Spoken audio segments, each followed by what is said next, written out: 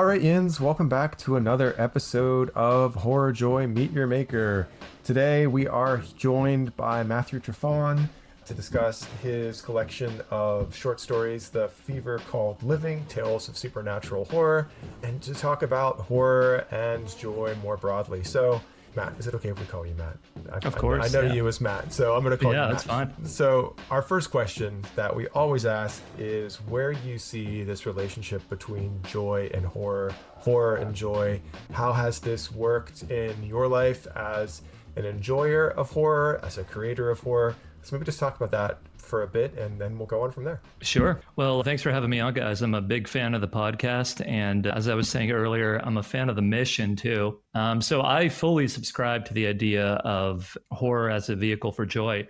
You know, for me, I'm an emergency physician, and this is something that's important for us. And I find a lot of catharsis in reading horror. I think that horror can provide, a look into the abyss, and it can do it in a fun, fantastical way. It can provide escapism. And those are all the things I'm looking for when I'm reading and watching horror. You know, as a bit of kind of an adrenaline junkie working in the ER, I have just been absolutely in love with horror literature for the past decade. And I'm very excited to be here.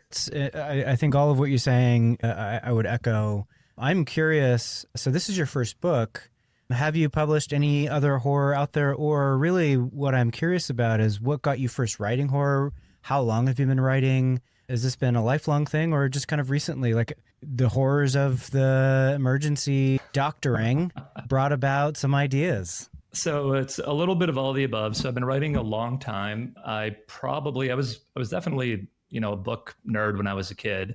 And I wrote a lot in middle school and in high school and in college. I didn't really take a stab at publishing until very recently. And part of the reason was I didn't feel like I had lived enough, that I had enough life experience to really bring a story alive, to kind of flesh out these characters. And I've been working now emergency medicine about 8 years, and I now have, I think, a very different and I hope kind of unique perspective. I've always loved horror literature, and for me, it's just a very natural union between these two fields. I think medicine is the perfect ground for horror.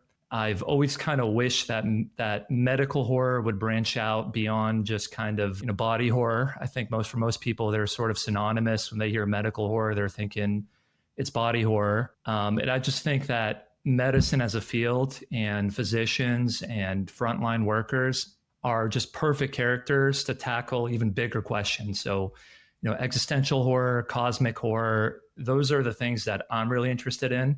And so I really just wanted to put a brand new spin on medical horror, and that's what the book was about. Yeah, absolutely. And I really enjoyed a lot of the stories in this collection and the ways in which you took them.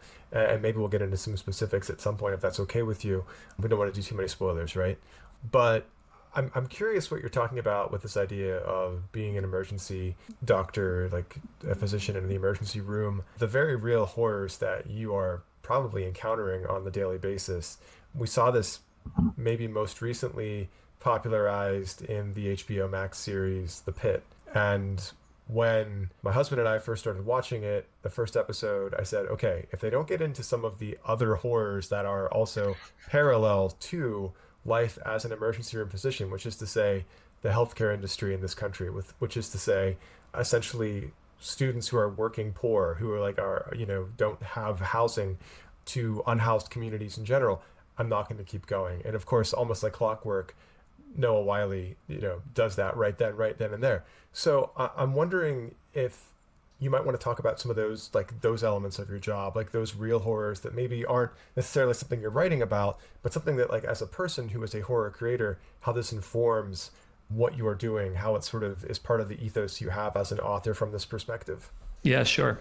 So, I'm going to put a plug in for The Pit as well, because it is an unbelievable television show. And if you're listening to this right now and you're kind of wondering, what's it like to be an ER doctor? Hands down, that is the most accurate television show that's ever been made. And so, the acuity is a little off the charts. We're not running from dying patient to dying patient, but really the pace, the language, the urgency, everything's accurate. It's It is a fantastic television show, and we enjoyed it. I can't watch it because it feels like work a little too much. But to your question about horror in medicine, I think for me the central components of horror have always been exploiting a sense of vulnerability and unpredictability. I think if you have those two factors, you've got yourself a good horror book and a good horror movie.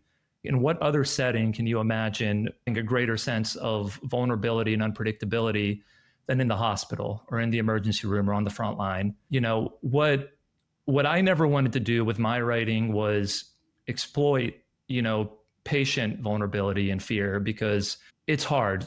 People are afraid in the hospital. I know I've had a front row seat to that. I know exactly what scares people, and that's not what I'm here to do. But what I really do want to do is use horror to ask bigger questions that I think we would benefit from in the hospital. So I can go on a small tangent. I think as a society, we live in abject denial of death, and we are terrified of our own mortality. Some of that is human nature, but it really plays out in the hospital. And it certainly did in the pit in a couple of those episodes.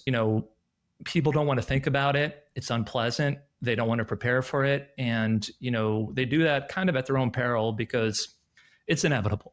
I've had a front row seat to this for a couple of years now, and I use horror as kind of a safe way to explore these ideas because at the end of the day, you have to ask yourself, what does it mean to have lived a good life? And is it possible to die with dignity? Is that something that's even possible?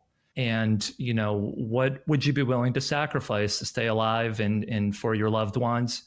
And these are all things that we talk about in medicine and in the ER, but horror does it really, really well. And it does it with this escapist fantasy brush that, allows you to feel safe while you're talking about these really, really big topics. So I don't know if that answers your question, but that's maybe it does. Well, I want to follow up with that because a lot of what you're saying leads me to the actual title of the book, right? The Fever Called Living. But then you have a subtitle, Tales of Supernatural Horror. So, you tell me, of course, you're the doctor. Well, I mean, Jeff and I are doctors too, just not the helpful kind. Fevers tend to be, right, symptoms of some underlying issue. So here, the fever called living, that life itself is some kind of symptom of some other thing. Is that part of what you were getting at? I mean, it seems like a big existential question. And like you're saying, horror and medical horror in particular allows us to kind of dig into those big questions. But two, on the other side, so Tales of Supernatural Horror, why do you lean into the supernatural part of it? You talked about cosmic horror. Tell us what leads you to that kind of aspect of horror. So taking medical horror into the supernatural. Yeah. So, I'll start with the title. So, I took the title from an Edgar Allan Poe poem that's called For Annie. And it was actually used very effectively. And I don't know if you saw Mike Flanagan's The Fall of the House of Usher. It was a fantastic television series that came out. And so, they recite this stanza over and over again. And for me, it was like an epiphany when I was watching that show. I was still looking for a title for my book. And I wanted a title that unified these stories, which are all, they all flow like a fever dream. They're all, a little surreal, fantastical, feverish. And so I took the line from that poem, and the first stanza is at the back of my book, and it's, thank heaven, the crisis, the danger is past, and the lingering illness is over at last, and the fever called living is conquered at last. And I just think it has such a kind of a beautiful and fatalistic tone to it. I couldn't resist it. As to the supernatural, part of that is because that is the type of horror that I like to read. I'm a big fan of cosmic horror. So Laird Barron, Thomas Ligotti, Lovecraft, Nathan Ballingrud. I like the fantasy component of horror.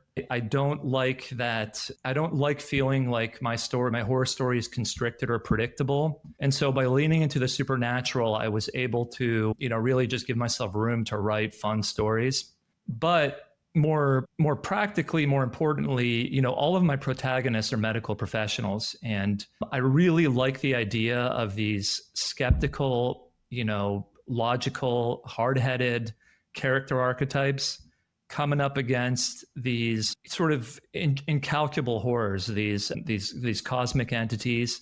And in a lot of cases in these stories, the real horrors, it's their own inner demon. And so I just like the idea of kind of playing with and blurring these lines of what's real, what isn't. And A Fever Dream does that so well. So most of us are familiar with that idea of kind of drifting in and out of lucid dreams and, being sick and then being well and being awake and not really being awake. So that's sort of the theme and the feeling of the stories. Yeah, I guess a quick like generic question. So like genre based. So you're talking about like supernatural horror, cosmic horror, Lovecraft, Laird Barron, Brian. I know one of your favorites, Algernon Blackwood. When people think about horror, though, and this is the question we come up against time and again on the podcast. So you've probably heard us talk about it. Is horror is stigmatized, right? Like when people hear horror, they think of Saw, or they think of Hostel, or they think of what's maybe we call unaffectionately horror porn, or torture porn, excuse me, where like, we're just like taking, or someone, not us necessarily, is taking glee in just the destruction of bodies. Why do you think it is that people think about that type of horror when they are introduced to horror, or when someone brings up horror, rather than the horror that you're talking about here and what you're doing in this collection in some ways, which is exploring the bigger picture of what does it mean to be human, what does it mean to be alive, what is the line between life and death, and how much control do we have over that line, which I think in many ways is where humans find horror often. Yeah, I mean, it's a good question. I would say for a couple of years, I kind of fell into that former camp of thinking that horror was, basically what we would now call extreme horror or, graphic horror. And it was just really a matter of lack of exposure. I had no idea what was out there. And a lot of actual literary horror is often marketed in a different way. And so once you really sink your teeth into the genre and you're willing to explore beyond, maybe what's on the front shelf of a bookstore, you will see that horror contains multitudes. It really is. Horror is an emotion as old as time. I mean, it goes back. It's primitive, right? It's instinctual. It's evolutionary. And so we are born with an innate sense of horror, and it's not something necessarily bad for us. I think it's something that we as conscious primates ought to better understand. And I would just encourage folks who do feel that way, who think that horror is limited to body horror, shock horror, torture porn, to just explore beyond those boundaries, because those aren't my cup of tea. That's not something that I'm necessarily drawn to, but the field itself is so robust. I mean, it just extends so much beyond that. And I truly believe that there is artistic and literary beauty in horror literature. And I would argue with anyone that Cormac McCarthy is a fantastic horror writer. I think Nathan Ballingrud writes searing horror. Agostina Basterica, if you've read Tender is the Flesh, I mean, just a biting social commentary. I really feel like people can use this genre to tackle society's big questions. And so I would just encourage folks to kind of branch out beyond maybe the most superficially televised and advertised horror media. Yeah, that leads me to maybe a question about a specific story, but it's a broader question. So reading the very first story, GSW, there's something about the kind of it feels gritty, but also depressing in that the EMTs, the first responders, the medical kind of the first instance of medical response feels as though it's devalued, and that it leads to like this kind of depressing life. I mean, there's lots of stuff psychologically going on with the character, but ultimately there's this introduction to what feels like a nightmare for that EMT, where he's walking these halls and being treated in a way by a medical professional that feels very eerie. It's very strange. And I wonder if that's like, there is this worry by medical professionals that because it's not, the work is not funded well enough, patients can't pay for things, that it ends up delivering some kind of horrific experience. Unfortunately, I've spent some time in the ER with my kids, and this is no fault of the people that are working there, but it feels like a scary place.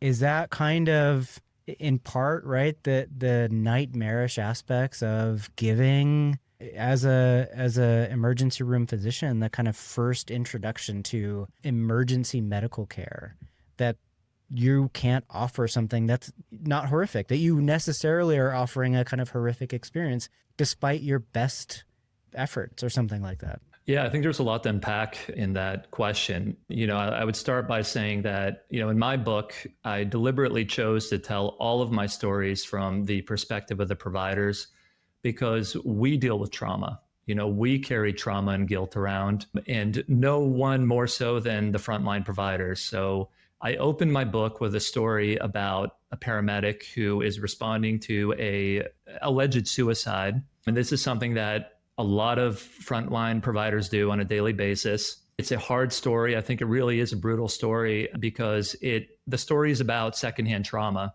And for those of you who are listening who are not familiar with this is really just kind of the phenomenon that just being proximal, being next to the trauma that other people experience, it rubs itself onto you, it inflicts itself onto you. And so cops and firefighters and paramedics, these people all deal with secondhand trauma more than any of us because I'll tell you, these EMTs, I mean, these guys are the backbone of medicine, these paramedics. They go into people's houses, they go to crime scenes and car accidents. They are the first people to lay hands on mangled and broken bodies before they even show up in our kind of clinical, more sterile hospital environment. So they're internalizing trauma that we can't even fathom.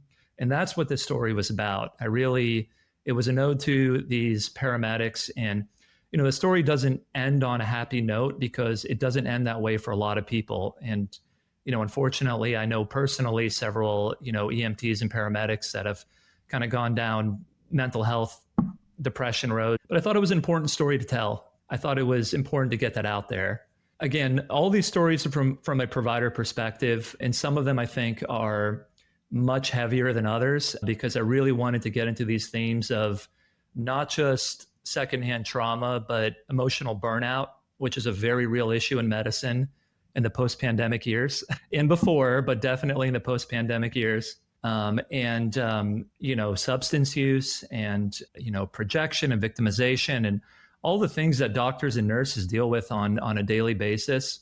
You brought up your children, you're coming to the ER. It's always interesting to kind of hear someone else's perspective because the emergency department for us, it's a workplace. I mean, as frightening and scary and loud as it might be for other people visiting, it's the place we go every single day. And so we detach ourselves from a lot of that trauma and fear that patients come in with. And that's just a normal defense mechanism. But we need to keep ourselves grounded in that reality. And so that's the challenging part of this profession. It's not burning out, it's maintaining empathy. And that's what a lot of my characters in this actual horror story fail to do. They succumb to their darkest inner demons, which some of them are physical, some of them internal. They're not able to rise above. And so in many senses, the book is kind of it's a warning story to society and to the medical profession about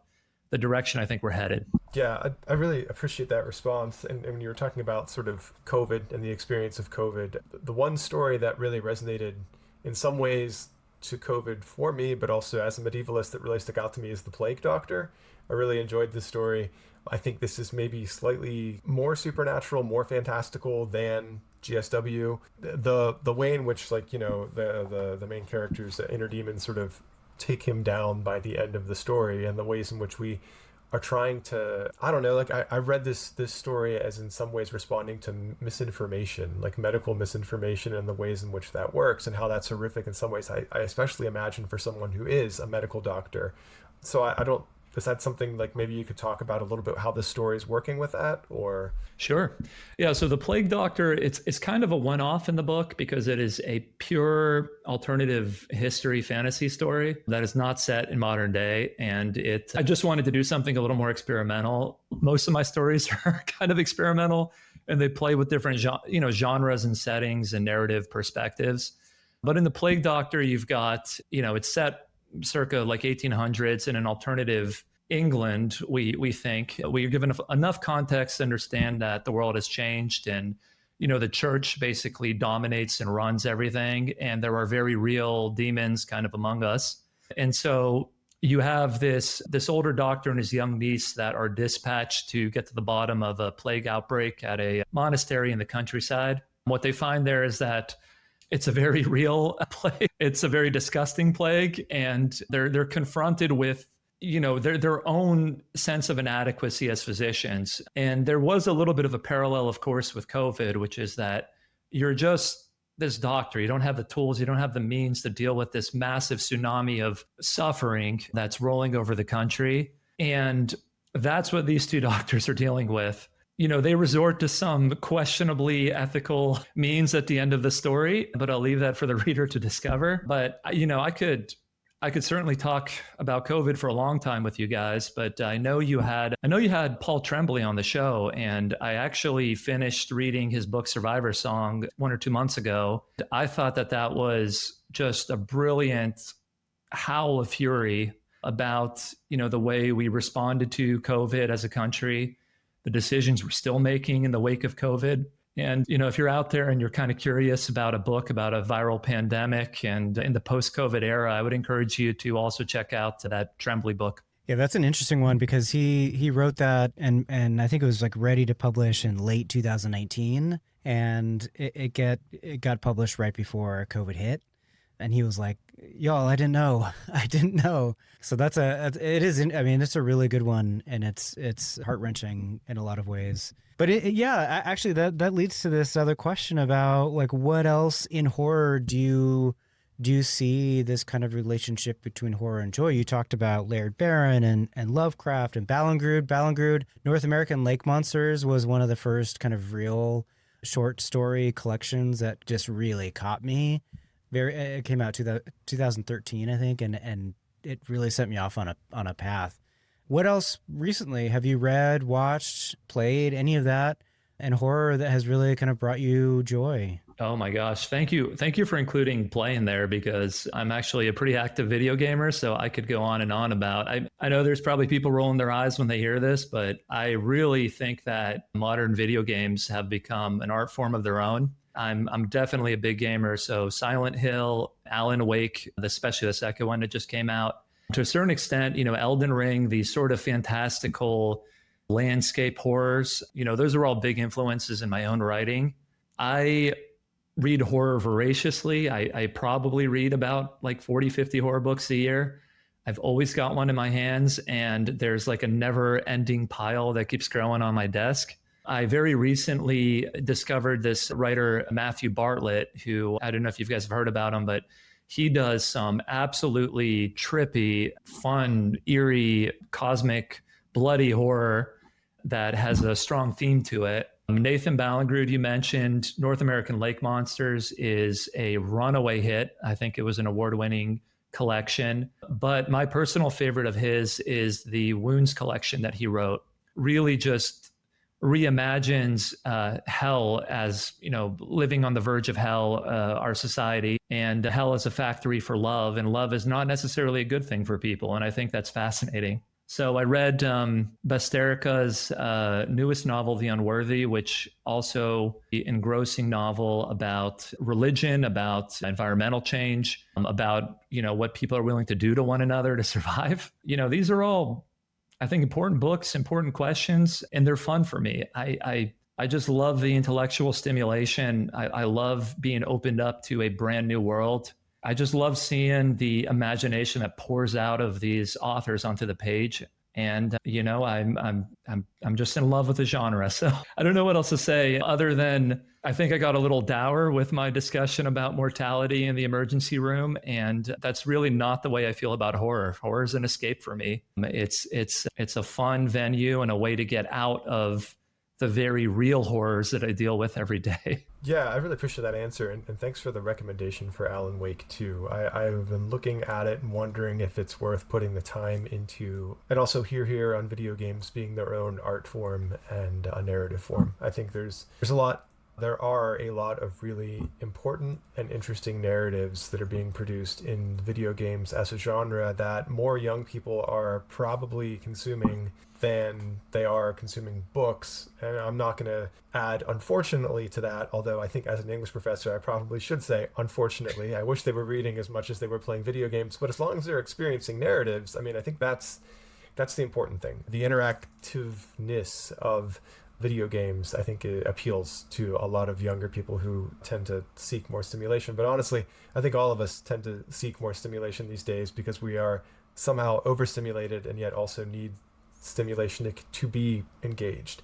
Matt, I guess are there more books in the future? Do you have more writing ahead that we should be on the lookout for? I do. I am very close to finishing a first draft of another horror story, which will be even more fantastical than the first. And hopefully within the next year, I'll have that out and announced. And as of now, I don't even have a title I can announce, but it'll be out soon. And I also have a webpage, which is my name, authortrifan.com, where I run a horror blog where, I include a couple of reviews of horror stories that I really like, my recommendations for horror books, and a couple of, horror vignettes that I write up when I'm bored. So that's where you can find me. Yeah, that's great. We will definitely put those in the show notes. So if you want to find Matt's work out there, we will link to that.